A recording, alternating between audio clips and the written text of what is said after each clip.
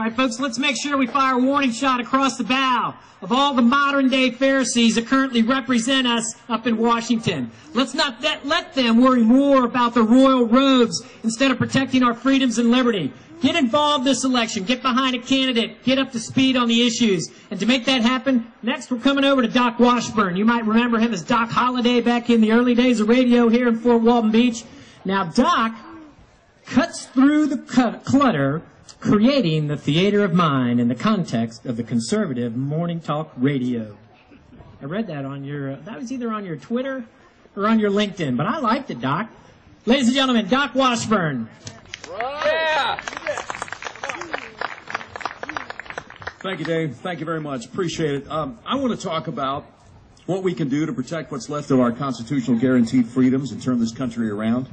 When we speak about the significance of the gradual loss of our freedom and the potential loss of what freedom we have left, there's an elephant in the room that we don't mention often enough. The wisest man who ever walked the face of the earth had a habit of bringing up things that folks don't always tend to discuss in polite society, so I will too. Something happens to you when you become a mom or a dad. In the delivery room, when you first hold that tiny baby in your arms, you realize that he or she is totally dependent on you. And by the grace of God, you know that you would happily give your life to protect his or hers. It's only natural. It's part of what makes you a parent. God forbid that anyone would want to do harm to that child. You'll move heaven and earth to protect him or her. Now, if you're of a certain age, you've heard the horror stories of Pol Pot's Cambodia, the Japanese rape of Nanking, what Hitler did to the Jews and Christians in Germany, and what Fidel and Che did to their countrymen in Cuba, less than 600 miles from where we stand today. What all the scenes of mass slaughter of men, women, and children in the history of the world have in common is the inability of the victims to protect and defend themselves and their children. Our founders knew this only too well, so they included the Second Amendment to our Constitution, which specifically recognizes that your God-given right to keep and bear arms shall not be infringed. People who want to fundamentally transform a free society into a dictatorial one tend to go after two things: your right to self-defense and your health care. If they can disarm you and take your medical decisions away from you, they've got you. Now, we often hear that the Second Amendment right to keep and bear arms protects our First Amendment rights, and it does. But the 10th Amendment, which specifically prohibits the federal government from doing anything unless the Constitution says it can, is the amendment that's supposed to protect us from the enslavement to an all-powerful federal government. You know, we talk about the trillions of dollars of debt that we're leaving to our children and grandchildren. If Congress had the guts to get rid of every department, agency, bureau, and commission that the Constitution does not specifically authorize, we could get out of debt. Every time Washington gets hit by a blizzard, what do? They tell all non-essential federal government employees to stay home. If we really want to balance the budget, let's start by telling all non-essential folks in D.C. to stay home for good. Start by deleting everything the government does that the Constitution doesn't provide for from the budget. They don't have the right to cram an education curriculum from on high down our throats. They don't have the right to tell you that you can't build a pond on your own property. They don't have the right to make you go on healthcare.gov and give up all your personal information to identity thieves because they didn't build adequate security into their website because they don't care what happens to you. It's never been about the children. It's never been about the environment. It's never been about affordable health care. It's always been about the fact that they want to control you, and I think you know that. Now, I haven't always seen the world this way. My dad worked for the IRS and then the Labor Department when I was a little boy. He seemed to believe in the power of the federal government to improve people's lives. He passed away in 1972 when I was 16 years old. So I grew up in Charlotte, North Carolina, reading our local newspaper and the columns they ran from liberals from the New York Times every morning before I went to school. I bought every word of it because I didn't know any better. I didn't know what socialism was. Didn't know it was bad. Didn't know capitalism was good. But there was one thing I did know was completely wrong, beyond the shadow of a doubt. When I was 11 years old, my mom and my grandmother took my little brothers and me shopping one day. On either side of the center court of the mall were two tables. Each one had a couple of ladies sitting at it. My grandmother and mother both became visibly agitated. They signed the petition at one table, not at the other one. I asked them what they were so upset about. They explained to me that the women at one table were supporting the legalization of abortion, and the women at the other table wanted to remain illegal. I asked them what abortion was, and they told me it was the killing of unborn babies. Needless to say, I was horrified. What they told me had a profound effect on me. I never forgot it. At 11 years old, it blew my mind to hear that there were actually people right here in America who wanted to kill unborn babies. A few years later, when I was in college, a fellow named Jimmy Carter came along. Oh, that's something else. A politician who said he was a born-again Christian. A Democrat governor from the South who said he didn't have a problem with folks just because their skin was a different color than his. Now, if you're a young person wondering why that seemed unusual 40 years ago, allow me to explain. Up until then, Southern Democrats like George Wallace, Al Gore's daddy, Bill Clinton's mentor, Senator Fulbright, had all fought against civil rights for black folks for all they were worth. So at the time, Jimmy Carter seemed like a breath of fresh air. But I remember so clearly watching network news coverage in the 1976 Democrat National Convention. They interviewed a lady named Ellen McCormick, who was a Democrat, also running for president, but as a pro-life candidate. In the interview, she complained about how the Democrat Party establishment was trying to shut her up. She said they were trying to do whatever they could to try to make sure that her message of trying to reverse the Supreme Court decision, Roe versus Wade, wiping out all restrictions on abortion from 3 years earlier, was ignored. Have you ever had a moment in your life when you hear something that surprised you, but you immediately know that it's true? Well, I was a 20-year-old college student. I've been a Christian for 4 years at that point. I didn't know a thing about politics, but I knew that Ellen McCormick was telling the truth about abortion, and that for some reason the Democrat Party was trying to shut her up. So I knew from then on the Democrat Party was wrong about child killing, but it didn't occur to me yet they might be wrong about anything else. Two things turned me around: the pro-life movement and Rush Limbaugh. In the late 80s, all three of my brothers got involved in trying to save unborn babies. In the process, they were also exposed to political views that were quite different from anything we were used to hearing. One of them told me something one day that blew my mind. He said the government doesn't put people on welfare because it wants to help them. It puts people on welfare because it wants to keep them down. It doesn't want them to succeed. It wants them to be dependent all their lives. Now, for a fellow who'd grown up as a liberal, that just sounded like crazy talk to me. But as a Christian, I had to respect the moral credibility of my brother, a man who would lie down in front of an abortion clinic in a nonviolent manner to try to save babies. So maybe the government isn't always looking out for our best interests? I had to think about that. Not too long after that, I discovered Rush on the radio. For the first time, here was somebody describing how the major institutions in our country actually work. He explained that since power corrupts, and absolute power corrupts absolutely, we need lower taxes and smaller government. That message, coupled with the fact that you didn't need to be a genius to see how evil Bill and Hillary were from way far off, completed my transition from liberal to conservative. Now, Rush likes to say when people first hear him, they're pleasantly surprised to hear somebody say the things that they already believe. Well, I was the opposite. He gave me an education. He told me things I'd never heard before. And you know why it worked? Because he didn't assume that liberals understood what he was saying and why he was saying it. He actually explained conservatism so that it made sense. And a lot of politicians could learn a lot from Rush Limbaugh. Let me give you an example from my own life. When I was a freshman in college, I once turned a paper in my English literature class that I was very proud of. When my professor handed it back to me, there was red ink all over it. Needless to say, I was horrified. I asked him what the problem was. I'll never forget his answer. He said, "Mr. Washburn, you have an iceberg in your head. The tip of the iceberg is on your paper. When you look at the paper, it makes perfect sense to you because you still have the rest of the iceberg in your head. Sadly, I don't have the rest of the iceberg in my head. So when I look at your paper, I can't figure out what in the world you're talking about." That astounded me. It forever changed the way that I try to communicate with people verbally and in writing. We can't take for granted that people understand what we're talking about. Let me give you an example.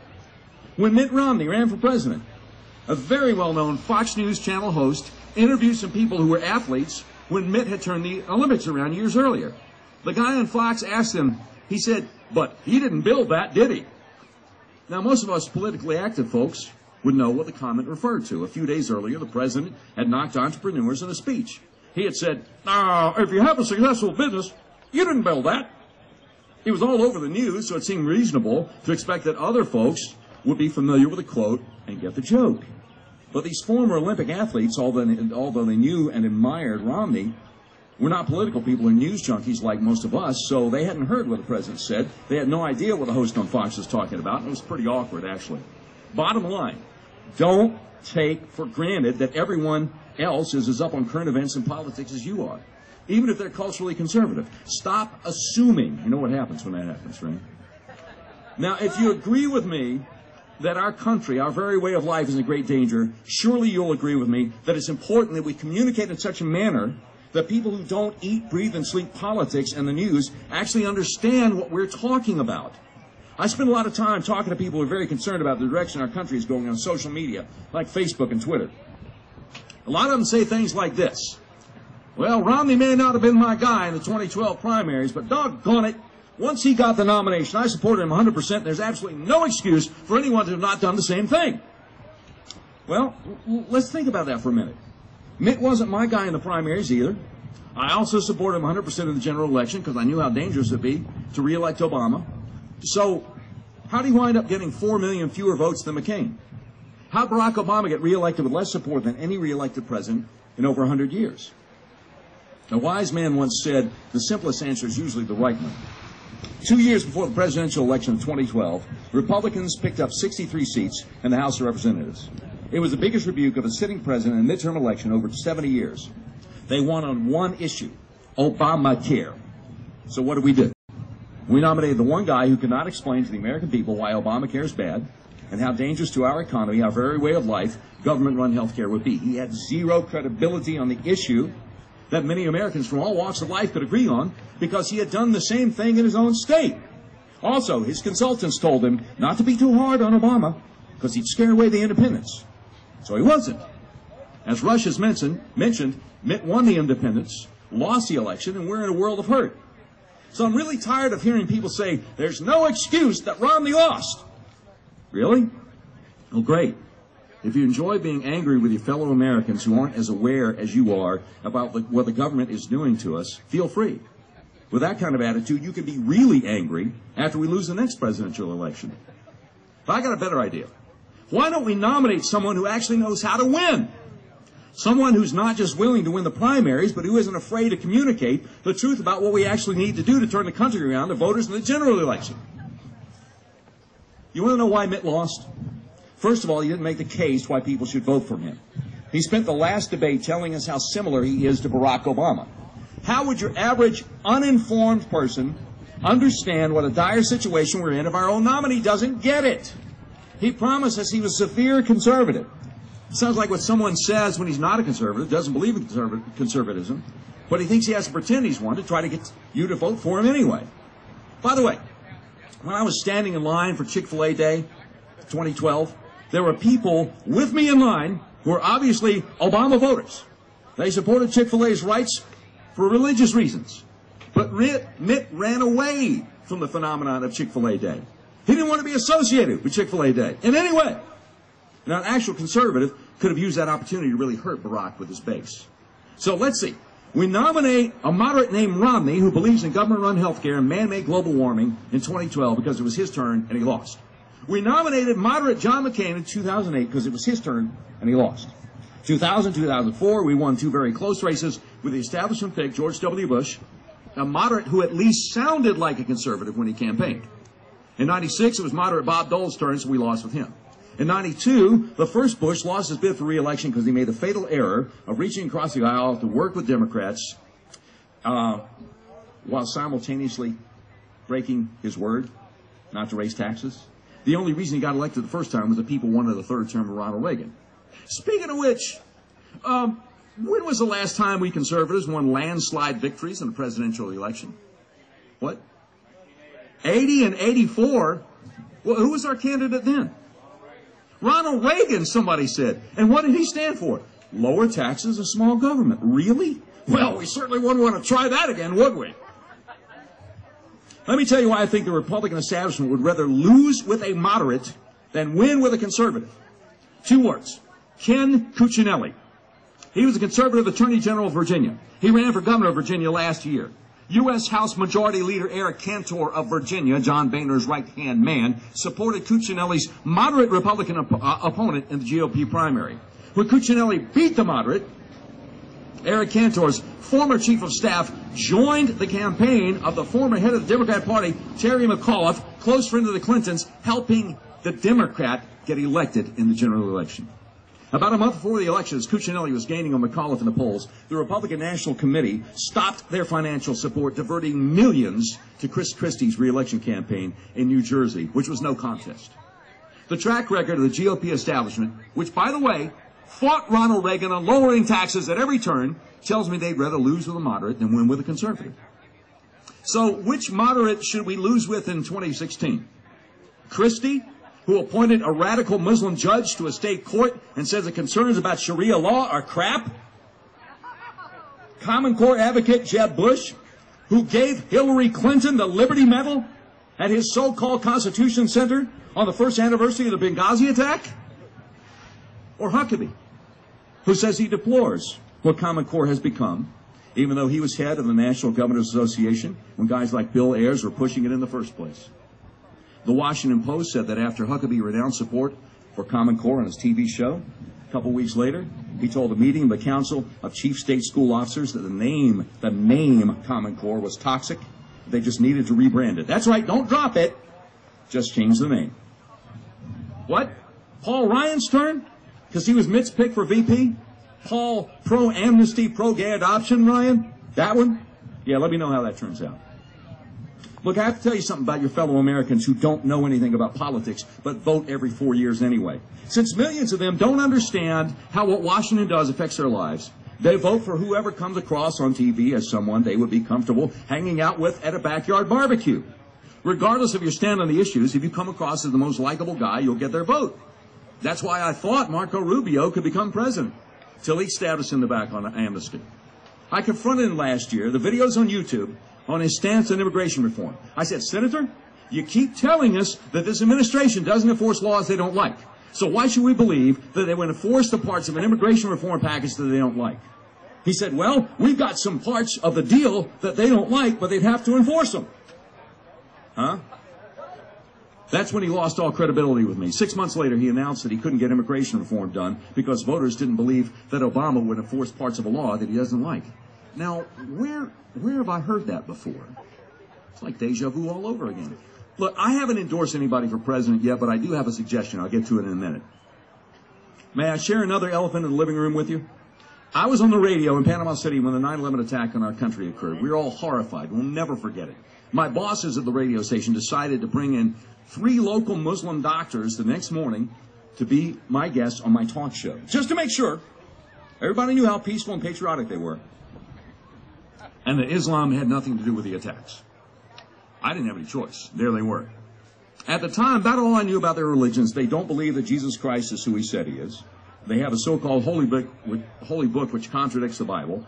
And by definition, there's no way that we worship the same God. So this Muslim doctor told me, and I quote, "Doc, the hijackers were terrorists. They were fanatics. Such a thing is not allowed in Islam. You cannot kill innocent people." And before I could even say, oh, well, that's good, yeah, he kept going and said, and furthermore, they have absolutely no support in the Muslim world. And I replied, but Dr. Mubarak, I've already seen video on the TV news of Palestinians dancing in the streets, handing out candy to children, celebrating the 9/11 attacks. His response is, oh, no. As if he could just wave the truth away. That's when I became very skeptical and I started researching what these folks believe in. There's a fellow named Robert Spencer who has a website called Jihad Watch that I highly recommend if you want to know the truth about what we're up against. He's also a New York Times bestselling author. So I would interview him whenever he would come out with a new book. This upset a lot of folks in the Muslim community in Panama City. They once had an imam call me when Spencer was on the air with me to argue. Spencer said, what a great opportunity this is for you as a peaceful American Muslim.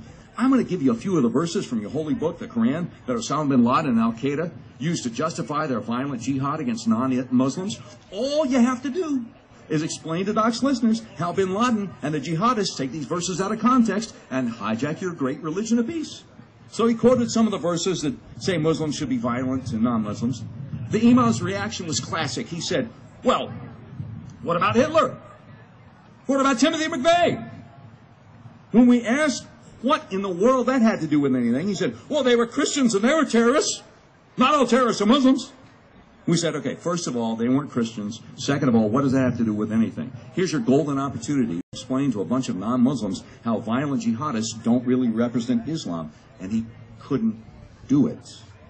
I've made the same challenge online to folks who claim to be mainstream moderate Muslims. Tell me, how are the so-called radicals perverting your great religion of peace? Please show me, from the Quran, how and why they're wrong.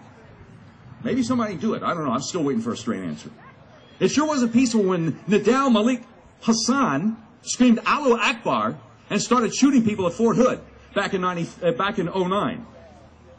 What does it tell you about the Obama administration? They continue to pay the man who killed 14, that's right, I don't say 13 because one of them was pregnant, killed 14 and wounded 32.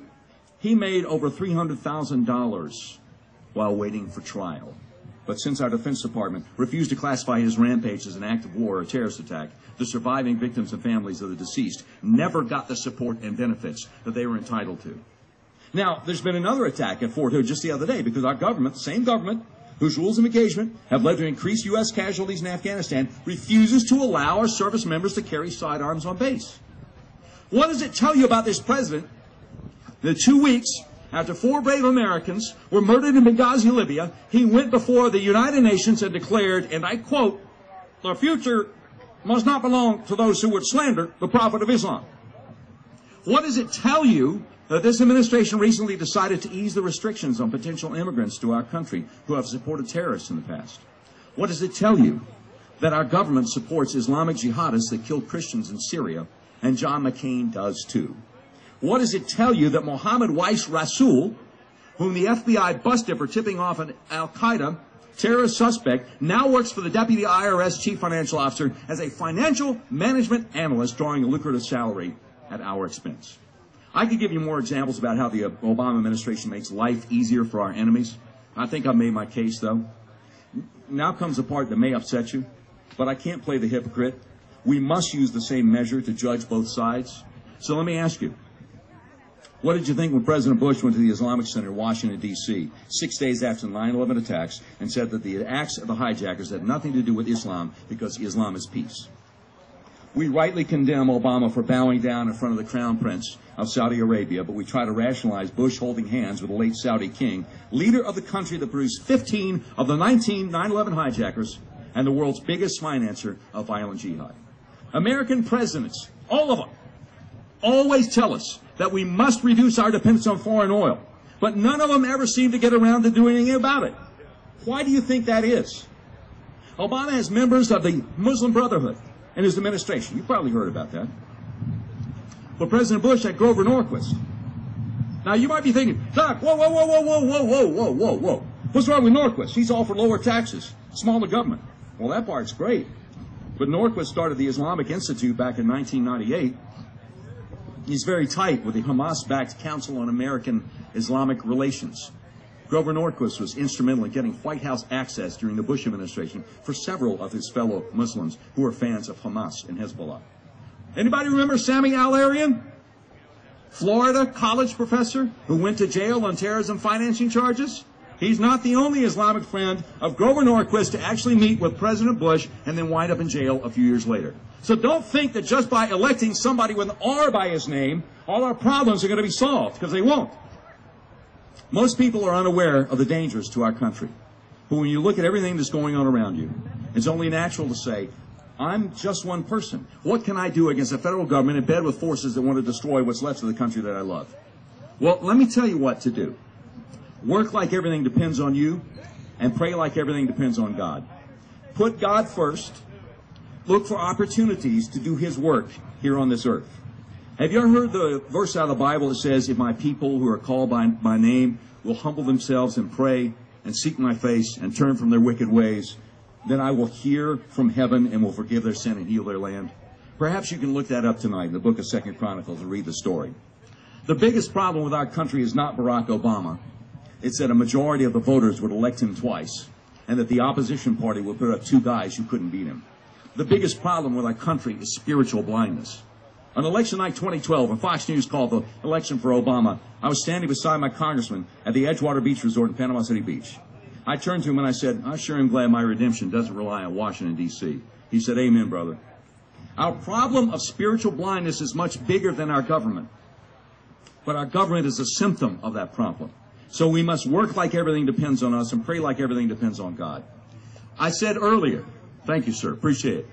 I said earlier I have a suggestion of who I think would make a good 45th president.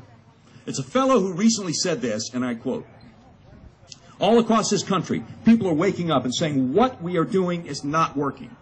People are hurting tragically, and we need to turn this country around. There is a better way, a brighter future. How do we win? How do we inspire young people? Number one, we tell the truth. Defend the Constitution, all of it. Defend the First Amendment, the right to free speech, the right to free press, the right to freedom of religion. And that means, among other things, not having the IRS ask citizens, tell me the content of your prayers.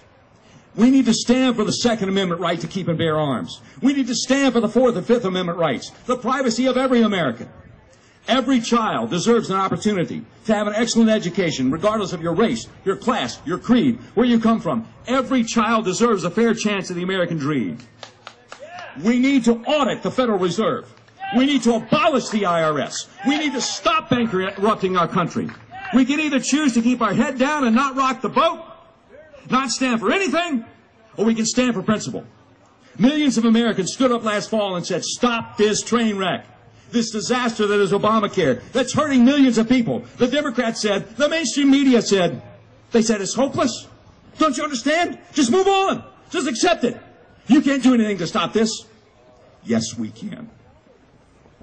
In my opinion, that quote, that message from Senator Ted Cruz of Texas, stands with Ronald Reagan's demand, Mr. Gorbachev, tear down this wall.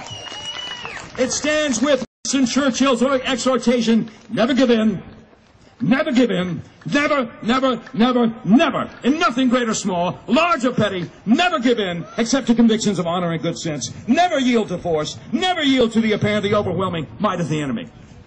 If you have a better idea of who can win in 2016, I'd love to hear who it is. Like I say, haven't endorsed anybody, but man, that sounds good to me. Remember, work like everything depends on you. Pray like everything depends on God. I want to thank Brenda and Dave and the Panhandle Patriots for inviting me to speak today and putting my speech on YouTube. My name is Doc Washburn. The text of my speech will be on the website dailysurge.com this evening, where I've just come on board as our newest columnist. Thank you, God bless you, and God bless America.